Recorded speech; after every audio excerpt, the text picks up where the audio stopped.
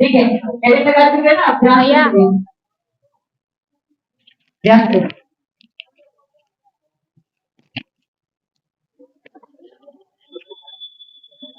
ध्यान से सुनिएगा। सबसे पहली बात जल के बारे में। जल के बारे में तो सबको पता है। जल के बारे में कहा जाता है कि जल है तो जल ही जीवन है कहते हैं। उसके बाद अगला लाइन पंक्ति कहा जाता है जल के बारे में, जल की महत्व को बताते हुए कि जल है तो कल है, अन्यथा कल नहीं आने वाला है। तो जल के बिना सब कुछ अधूरा है। तो हम सबसे पहले तो जान जाते हैं कि जल ही जीवन है। जल है तो कल आएगा, अन्यथा नहीं आएगा। तो जल के बारे में तो हम जानेंगे। जल के केवल इसमें पढ़ना है, जल संसाधन। पहले थोड़ा सा बता दूं इसके बारे में। जल का मतलब तो सब समझते हैं, संसाधन में जिसका हम उपयोग करते हैं, जो हमारी जरूरतों को पूरा करता है। तो क्या जल हमारी जरूरतों को पूरा करता है? क्या हम जल का उपयोग करते हैं? जल संसाधन होगा, बिल्कुल होगा। तो सबसे पहले पहला प्रश्न हम यही जानेंगे कि आखिर जो जल का स्रोत है, जल कहाँ कहाँ से हमें मिलती है। जल स्रोत कितने प्रकार के? बहुत प्रकार के हैं। वायुमंडल से भी वर्षा के रूप में जल आती है, महासागरों में भी जल है, लेकिन मुख्य रूप से दो ही प्रकार के जल को बांटेंगे।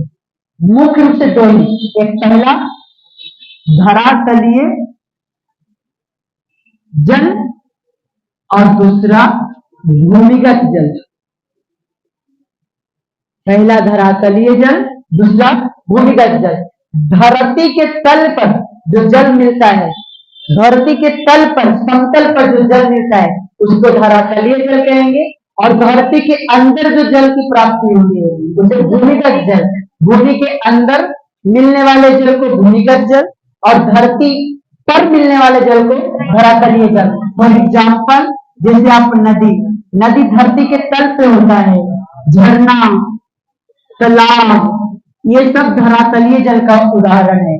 अगर भूमिगत की बात करें तो भूमिगत मीन्स धरती के अंदर से प्राप्त होने वाले जल, जैसे कुआं कहाँ से? कुआं से जल, चापाकल, समरसेबुल, ये सब वैसा जल के स्रोत हैं, सोर्सेज हैं, जिनकी प्राप्ति धरती के अंदर से होता है। तो ये जल के दो मुख्य स्रोत हो गए। धरती के तल पर पाए जाने वाले जल को धरातलीय जल, जैसे नदी, झरना, तालाब। भूमि के अंदर पाए जाने वाले जल को भूमिगत जल, जैसे कुआं, चापाकल, समरसेबुल। दूसरी बात है, एक साल नहीं, कई साल पूछा गया, सिंपल सा क्वेश्चन है कि जल का क्या उपयोग है, जल संसाधन का क्या उपयोग है। सिंपल है, जल का क्या उपयोग होता है? सबसे पहला उपयोग जो हम लोग दैनिक कार्य में करते हैं। दैनिक कार्य मीन्स रोज के कामों, दैनिक कार्य में रोज के कामों, खाना बनाने में, नहाने में, बहुत चीज है ना। दूसरा काम कृषि, जो खेती होती है, कृषि की सिंचाई में करते हैं। जल में डायनेमो व्यवस्थित करके बिजली का उत्पादन भी किया जाता है। जल के द्वारा बिजली उत्पादन। जो जलचर प्राणी होते हैं, जो जल में रहने वाले प्राणी होते हैं, जैसे कछुआ, मछली, ये सबको पालने के लिए भी किसका उपयोग होता है? जल का। तो जलचर प्राणियों को पालने के लिए ये आपका हो गया जल का उपयोग, जो आपने सीख लिया। उसके बाद जल के बारे में टोटल बातें जल के बारे में पढ़ना है, ध्यान रखना इस बात से। उसके बाद जल के बारे में अगला क्वेश्चन जो तीसरा है, जल प्रदूषण, वाटर पोल्यूशन। ध्यान से, क्या है वाटर पोल्यूशन? सिंपल से, जल, मेरे हाथ में ना किसी से मैंने जल मांगा, हमको जो वही एक गिलास पानी ला करके दिया, मैंने उसको पीने ही वाला था, जैसे क्या हुआ कि तेज आंधी चली और आंधी से धूल उड़ करके हमारे गिलास से पानी में आ गिरा। पहले तो जल ठीक था, अब जल में आंधी आने के चलते उसमें मिट्टी के कण गिर चुका। अब जल क्या हो गया है? गंदा हो गया है, प्रदूषित हो गया है, दूषित हो गया है। इसी को कहेंगे जल प्रदूषण। जल मीन्स जल और प्रदूषण मीन्स गंदा होना। तो जल को गंदा होने की प्रक्रिया को, दूषित होने की प्रक्रिया को क्या कहेंगे? जल प्रदूषण। ठीक है, जल प्रदूषण, जल को गंदा होने की या दूषित होने की प्रक्रिया को जल प्रदूषण कहते हैं। चाहे वो कैसे भी गंदा हो रहा हो, भूलकंड से हो रहा हो, किसी प्रकार से हो रहा हो, है ना। एक प्रश्न जो हर साल आता, हर साल में कई बार आया है कि भारत की नदियों को प्रदूषित होने के कारणों को लिखते।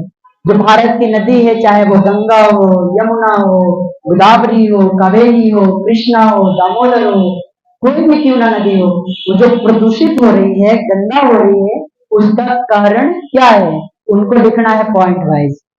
तो कई बार प्रश्न आया है कि भारत की नदियों को प्रदूषित होने के कारणों को लिखें। क्या कारण है भैया प्रदूषित का कारण, रीजन क्या है? रीजन नहीं लिखता हूं, कारण लिखता हूं। क्या कारण है भारत की नदियों को प्रदूषित होने का?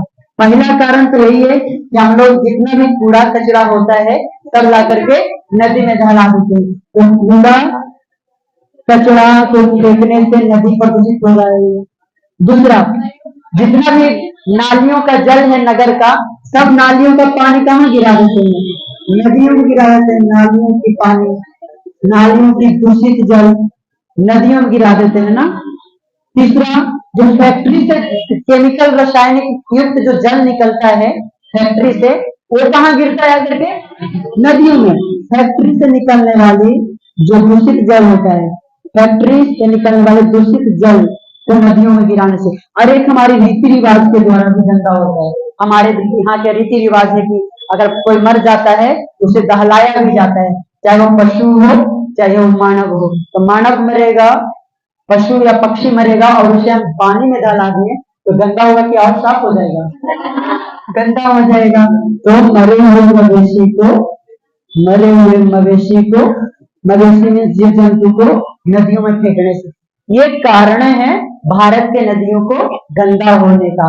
यदि आपसे कोई पूछे भारत की नदियों को गंदा होने का क्या कारण है, तो ये कारण है कूड़ा कचरा नदियों में फेंकने से, नालियों की प्रदूषित जल नदियों में फेंकने से, फैक्ट्री से निकलने वाली गंदा जल केमिकल जल नदियों में गिराने से, और मरे हुए जानवरों को नदियों में फेंकने से, ये कारण है। एक और प्रश्न आता है, प्रश्न नंबर 4, जल संकट। जल संकट क्या है जी? जल संकट। जल के बारे में तो सब समझ रहे हैं, बोलिए। जल तो समझ रहे हैं ना। अब एक और शब्द लगा हुआ है संकट। संकट कब आता है?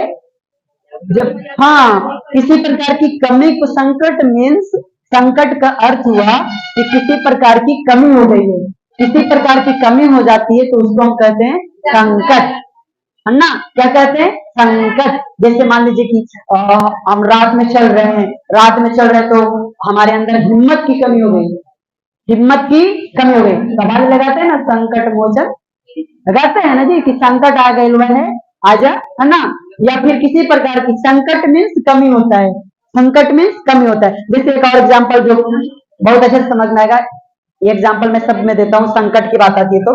सपोज दैट आपके यहाँ दाल भात चोखा बना होगा, ठीक है, मान लीजिए बना होगा या ना बना होगा मत कहिएगा, दाल भात चोखा बना होगा।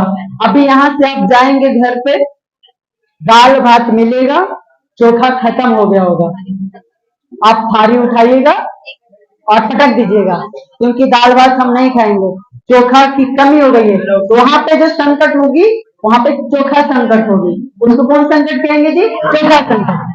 संकट में कमी, संकट में कमी। अभी चोखा की कमी हुई थी तो चोखा संकट, यहाँ पे जल की कमी होगी तो जल संकट। सिंपल सा आपको डिफिनेशन देना है कि जल की कमी को, जल की कमी को जल संकट कहते हैं, जल की कमी को जल संकट कहते हैं। अब क्या कारण है जल की कमी का, ये तो नहीं लिखवाना पड़ेगा ना। जल की कमी का क्या कारण है? कैसे जल कम रहा है हमारे धरती पर से, बताइए। हम लोग जल की बर्बादी कर रहे हैं, वर्षा जल का संग्रह नहीं कर रहे हैं, है ना, जल की रक्षा नहीं कर रहे हैं, उसको दुरुपयोग कर रहे हैं, ऐसा होता है। तो जल की, देखिए, जिसका आप वैल्यू नहीं न दीजिएगा, जिसको आप देखभाल नहीं न कीजिएगा, वो विलुप्त हो जाता है ना, चाहे वो रिश्ता हो या फिर कुछ भी। जल संकट। पांचवा, जल संरक्षण। पांचवा क्वेश्चन पूछा जा चुका प्रश्न, जल संरक्षण क्या है, इसके उपाय को लिखे। सिंपल है ना। बेड की कीबोर्ड को ध्यान दीजिएगा। यहाँ पे संकट था, देखिए यहाँ पे प्रदूषण था, तो बोलेंगे जल को गंदा होना जल प्रदूषण कहलाता है। यहाँ पे संकट है तो बोलेंगे जल की कमी को जल संकट कहते हैं। यहाँ पे कौन बढ़े? संरक्षण। संरक्षण मीन्स होता है रक्षा करना।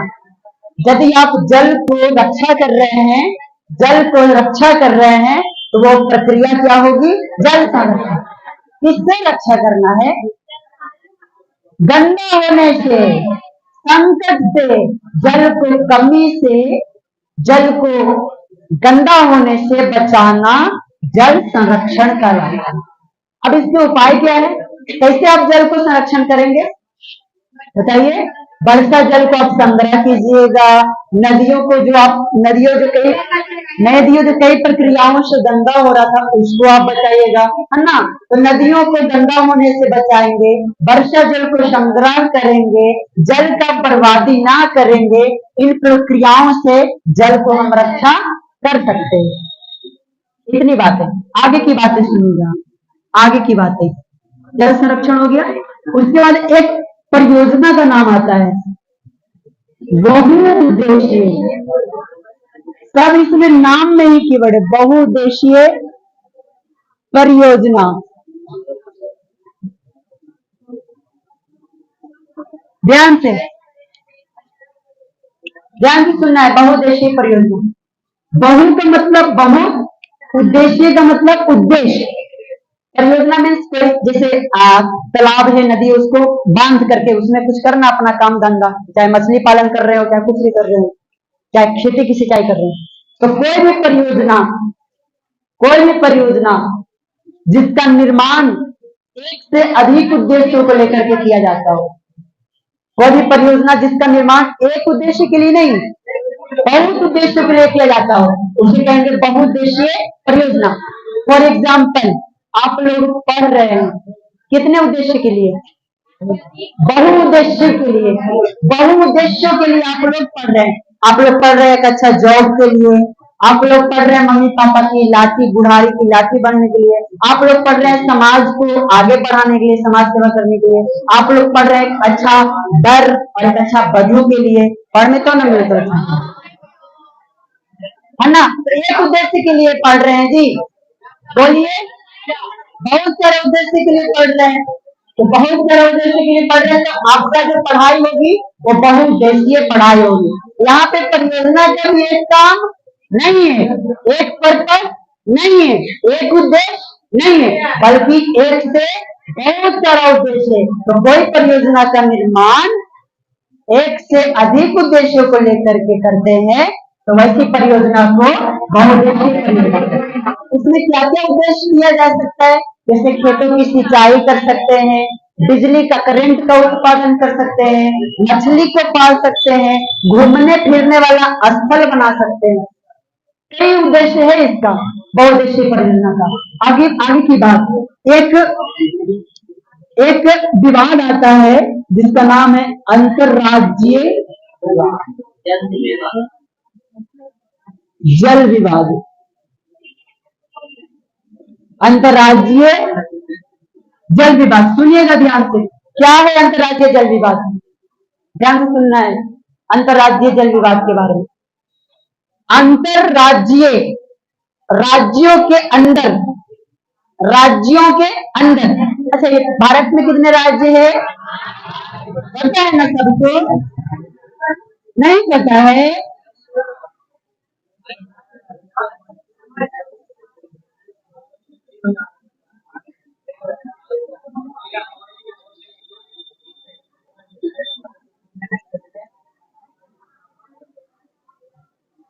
ध्यान से सुनिए, ध्यान से सुनिए।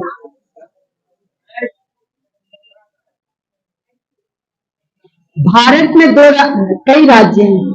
अगर दो राज्यों के बीच में अगर कम से लड़ाई तो एक से नहीं होता है ना, लड़ाई के लिए कम से कम दो चाहिए। अकेले किससे लड़ना है? अकेले नहीं, किससे लड़ते हैं? तो लड़ाई के लिए कम से कम दो चाहिए। तो दो राज्यों के बीच, कितने राज्यों के बीच? कम से कम दो राज्यों के बीच कोई भी नदी के जल को लेकर के अगर लड़ाई हो रही है तो उसको कहेंगे अंतर्राज्यीय जल विवाद। दो आपसे पूछा जाएगा, अंतर्राज्यीय जल विवाद पूछा गया है कई साल, पूछा जाएगा, आपको बोलना है कि दो राज्यों के बीच नदी जल के उपयोग को लेकर, नदी के जल को उपयोग को लेकर जो विवाद उत्पन्न होता है, जो लड़ाई उत्पन्न होता है, उसे कहेंगे अंतर्राज्यीय जल विवाद। बात क्लियर है? जैसे एग्जाम्पल, अच्छा एग्जाम्पल समझिए, बाद में बोला समझिएगा, मत समझिए, देखिए डायरेक्ट समझिएगा। यहाँ पे नदी निकलती है जिसका नाम है कावेरी नदी। कौन सी नदी है? और एक कावेरी नदी मुख्य रूप से दो राज्यों से होकर गुजरती है, मुख्य रूप से। एक राज्य है कर्नाटक और एक राज्य है तमिलनाडु। एक है कर्नाटक और एक है तमिलनाडु। अब कावेरी नदी को लेकर के तमिलनाडु और कर्नाटक दोनों के बीच में विवाद हुआ है एक बार, इसलिए चर्चा में आ गया। कावेरी नदी को लेकर के कर्नाटक राज्य कहता है कि कावेरी नदी की सीमा ज्यादा मेरी सीमा में आती है, इसलिए मैं इस नदी का हम ज्यादा उपयोग करेंगे। तमिलनाडु भी यही बात बोलता है कि नहीं, कावेरी नदी का सबसे ज्यादा क्षेत्र हमारे राज्य में आता है, तो इस नदी का जल का उपयोग हम ज्यादा करेंगे। ऐसे भाई बहन का लड़ाई आप देखे होंगे, कुछ भी मम्मी पापा लाते हैं, कुछ भी मान लीजिए, हाँ कोई भी कुछ आ गया तो उसके भाई बहन में देखे ना, तो ज्यादा दिन हमरा कम छीना छीनी कर लेते हैं कि नहीं कर लेता है? ज्यादा कम में लड़ाई की आप लोग, हम तो खुद की जब पकड़ लिए, अब नहीं करते। तो एक कम उपयोग और ज्यादा उपयोग में लेकर के लड़ाई है कि दोनों को बराबर होना चाहिए। कोई कहता है कि हम ज्यादा उपयोग करेंगे, वो कहता है कि नहीं हम ज्यादा उपयोग करेंगे। तो ज्यादा को लेकर के ये कावेरी नदी को लेकर के कर्नाटक और तमिलनाडु में विवाद हो गया था, कावेरी नदी के जल को लेकर के कि हम कावेरी नदी का जल का उपयोग हम ज्यादा करेंगे, ये भी वही बात कहता है कि कावेरी नदी का जल का हम ज्यादा उपयोग करेंगे। तो जब दो राज्यों के बीच किसी नदी जल को लेकर के, नदी जल के उपयोग को लेकर के जो झगड़ा लड़ाई विवाद उत्पन्न होता है, उसे कहेंगे अंतर्राज्यीय जल विवाद। अंतर्राज्यीय जल विवाद। हाँ जी, बातें क्लियर है? अब आगे आइए, अभी आप उसको छोड़ दीजिए, अब इधर आइए। आपको ये तो बातें पता है कि जो हमारी पृथ्वी है इसको कौन सा ग्रह कहते हैं? बोलना, कौन ग्रह कहते हैं? हाँ, क्योंकि हमारे धरती पे जल की मात्रा 71% है। पृथ्वी पर जल की मात्रा कितना है? और बाकी के क्षेत्र पे स्थल है। पृथ्वी पे जल की मात्रा 71% और स्थल की मात्रा है 29%। सबसे ज्यादा किसकी मात्रा है पृथ्वी पर? जल की। किसकी भैया? जल की। अब सुनिए ध्यान से, मानचित्रकारों द्वारा एक नियम बना दिया गया है कि जब भी आप किसी चीज की मैप बनाइएगा, मानचित्र बनाइएगा, तो उस पे जल को अगर दिखाना होगा तो नीला रंग से दिखाना होगा। किस कलर से जल को? नीला रंग। फॉर एग्जाम्पल, हम काको का मानचित्र बनाए तो काको का जो ये मान लीजिए सन टेम्पल है और इधर बगल में पनिहास है, इस पनिहास को हम नीला रंग से रंगेंगे। किस रंग से रंगेंगे? नीला रंग से। क्यों रंगेंगे? क्योंकि जल को मानचित्र में किस रंग से दिखाते हैं? नीला रंग। जल को मानचित्र में किस रंग से? नीला रंग। बात क्लियर है? तो हमारे पृथ्वी पे सबसे ज्यादा जल की मात्रा है, इसलिए पृथ्वी को नीला ग्रह, ठीक है? पृथ्वी को नीला ग्रह पूछेगा क्यों कहते हैं? जल की मात्रा अधिक होने के चलते हम लोग पृथ्वी को नीला ग्रह कहते हैं। कुल विश्व का जो कुल जल का आयतन का 96.5%, कभी कभी 6 भी रहता है, याद रखिएगा। विश्व के कुल जल आयतन का 96.5 या 6% जल कहाँ है? महासागर में। नदी तालाब में जल उतना थोड़ी है, आपको जल का भंडार कहाँ मिलेगा? महासागर में। जल की गहराई नापते नापते अब थक जाएगा कहाँ? महासागर में, जहाँ कुल विश्व जल का आयतन कितना है? 96.5। हाँ जी, नहीं देगा। अगर ऑप्शन में अगर ये प्रश्न आएगा तो 96.6 रहेगा, 96.6 रहेगा। ठीक है, शायद नहीं देगा, देगा तो हम उसको सीना नहीं बुक देंगे। देखिएगा, अरे देखिए 96.6%, 96.6% जब कुल विश्व जल का आयतन का जो महासागर में जल है, इसमें 2.5% ही जल क्या है जी? मृदु है, अलवणीय है, अलवणीय है। कुल विश्व जल का आयतन का 96.5% महासागर में, और महासागर में जल कैसा होता है? हरा होता है। और 2.5% कैसा जल है? मृदु है, अलवणीय है, बोले तो पीने लायक है।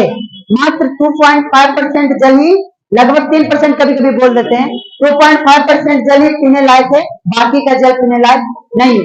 आगे की बात, आगे की बात सुनिएगा। जो प्राणी है, आप लोग प्राणी हैं, कैसे? प्राणी किसको कहते हैं? हाँ, जिसमें प्राण हो, जिसमें प्राण हो उसको कहते हैं प्राणी। आप लोगों में प्राण है, ठीक है, तो आप लोग प्राणी हैं, हमको तो डाउट हो रहा था। चलिए, प्राणियों में, प्राणियों में जो जल होता है ना, कितना परसेंट? 65%। पूछेगा प्रश्न, प्राणियों में जल की मात्रा कितनी होती है? 65%।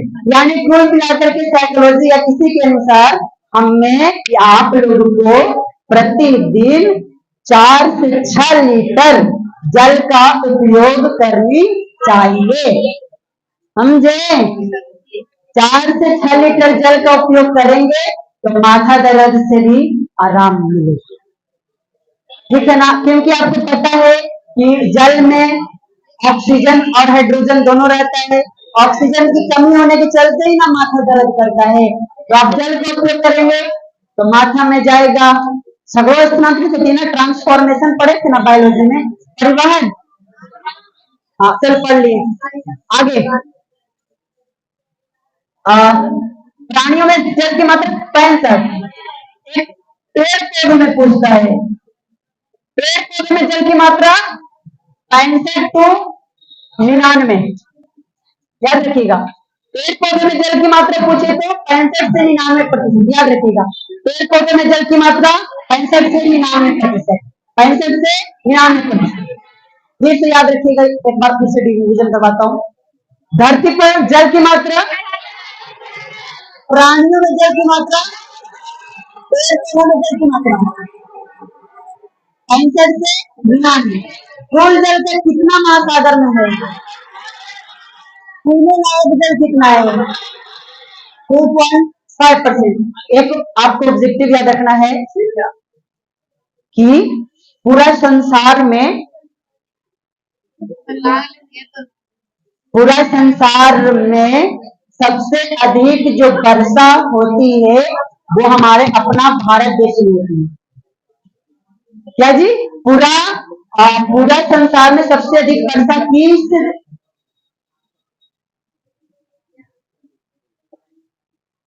पूरा विश्व में सबसे अधिक वर्षा किस देश में होती है? किस देश में? भारत। अब भारत का ऐसे नहीं पूछ रहे कौन देश में सबसे अधिक वर्षा होती है, भारत के इलाका के नाम पूछेगा। फेमस इलाका है मौसिन राम, मौसिन राम, मौसी राम नहीं जी, मौसिन राम। और एक का नाम है चेरापूंजी। हाँ,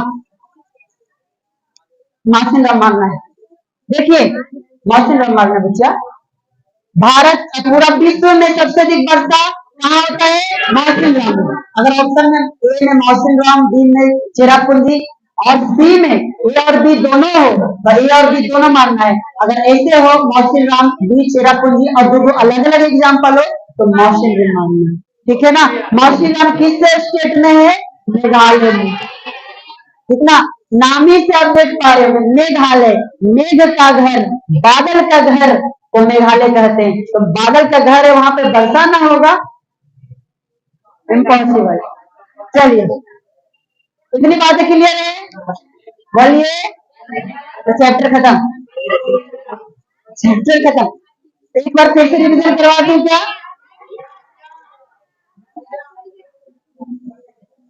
कॉपी है मुझे, कॉपी में लिखना, पढ़ने क्या खराब करेंगे, लिखवा दूंगा। अभी पहले का समझ लीजिए आप।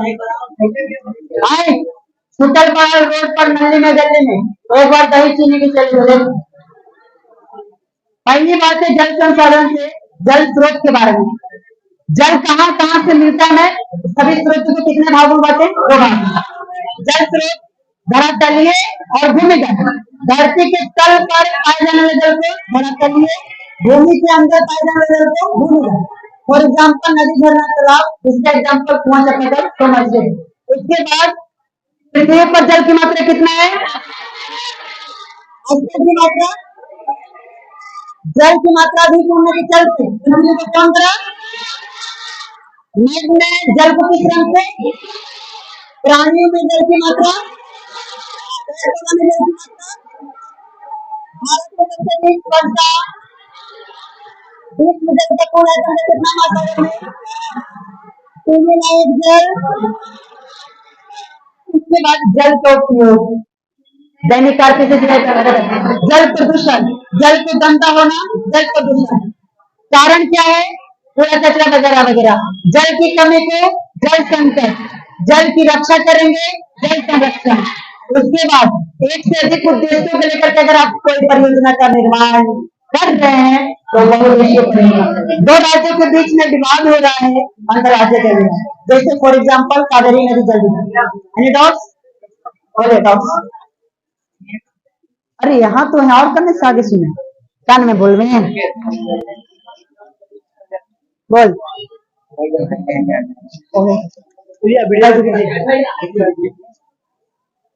चलिए हो गया ना।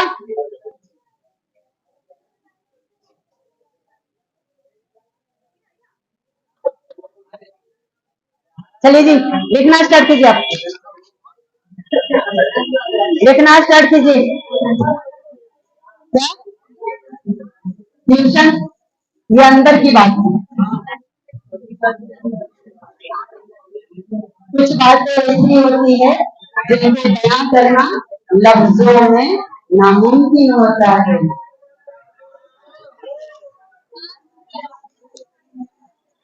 लिखिएगा पहला क्वेश्चन, इसको बंद कर दीजिए, बंद कर दीजिए।